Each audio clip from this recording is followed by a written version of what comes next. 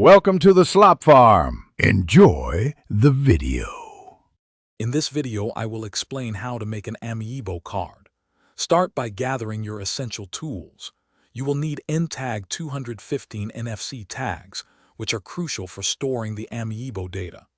An Android smartphone equipped with NFC capabilities is also necessary for the writing process.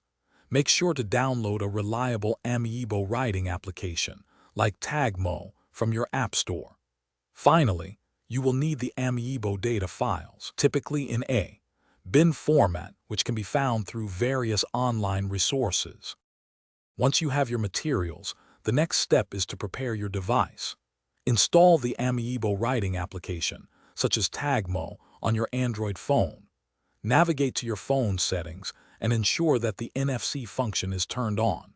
Within the app, you will need to load specific key files, which are vital for the application to correctly read and write Amiibo data.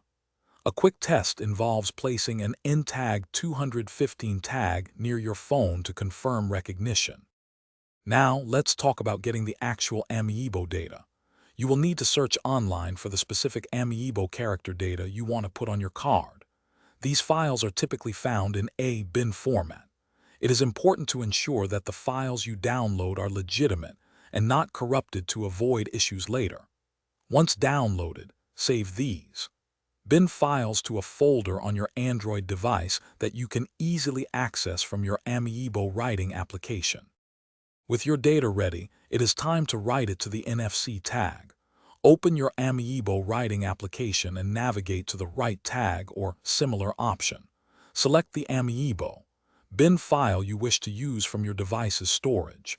Then, carefully place an NTAG 215 tag against the NFC reader area of your phone. The app will then write the data.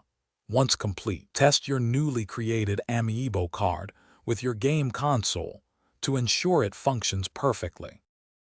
Thanks for watching. Consider subscribing if we helped you today.